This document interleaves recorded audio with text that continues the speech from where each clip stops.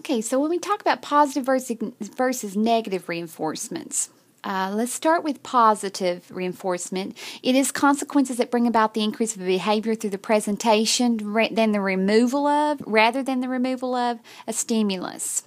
So some positive reinforcements could take the form of maybe a concrete reinforcer, which might be a smiley face, which might be a sticker, might be a toy out of a special toy drawer that you have, or a treasure chest. You might see those in the classroom as you're doing your service learning. Those would be concrete reinforcers.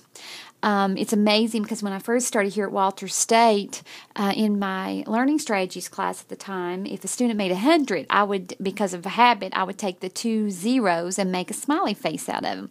And then I remember one day thinking, oh gosh, they're grown. They don't need that concrete reinforcer. So I didn't do it on the next set of papers. And some students brought their paper up and asked me if there was a problem. And I said, oh no, you got 100. They wanted their smiley faces. So a concrete reinforcer does work.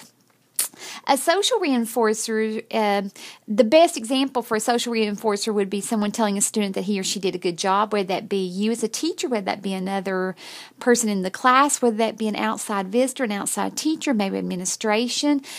Just commenting about good behavior goes a long way and actually can even roll over into the other students by hearing that social reinforcer coming from someone else they too want it.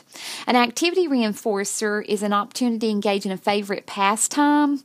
The Premack principle falls under the activity reinforcer, and the Premack principle is a phenomenon in which learners do less preferred activities in order to engage in more preferred activities. For example, when I'm using Premack principle, or when I used to with Daniel when he was much younger, we might allow him to play basketball with the neighbor's kid or at a friend's house only after he finishes schoolwork, or only after he finishes his chores at home.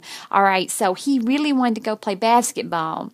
So it was worth having to do the not so fun stuff in order to get to the fun stuff. I think that's just the Premack principle is truly how life is run a lot of times. Sometimes we have to do the not so fun things in order to get to the rewards at the end, or the reward, the reinforcer. Another example of a positive reinforcement might be a token.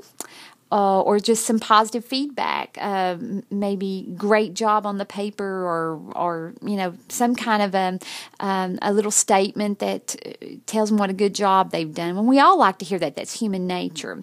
So I've put you an example down here. John's behaviors in Miss Lindsay's class are really distracting to other students. Now listen to what all he's doing, and this could happen and did happen in a classroom. He whispers to the boy beside of him when Miss Lindsay is giving directions on how to do an assignment. He flings paper clips at a girl across the room. That's probably because he likes her. You know how little boys are at this age. He makes strange noises that his classmates find amusing. Miss Lindsay glares at him whenever he behaves in a distracting way, yet his inappropriate behaviors increase rather than decrease. That's because Miss Lindsay is positively reinforcing him for the distracting behaviors. At least he's getting Miss Lindsay's attention, bottom line. Some kids, yes, they probably would rather have something more like a positive social reinforcer or something like that. But if they can get your attention any way they can get it, it's better than no attention at all. So keep that in mind as you are sending reinforcements to your students.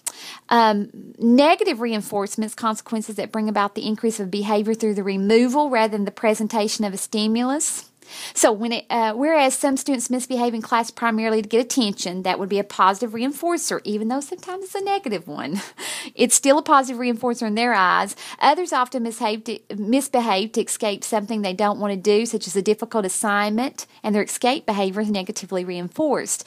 Even this semester on campus, I can think of a student who is in one of my college level classes who, if I ask them to do a difficult task and he's going to have problems with it, and I have I already know that it takes him a little longer to learn than other students. But if he knows he's going to have a problem with it, I can expect there'll be a behavior issue every time, or else he has to get up and go to the bathroom. Something's going to happen.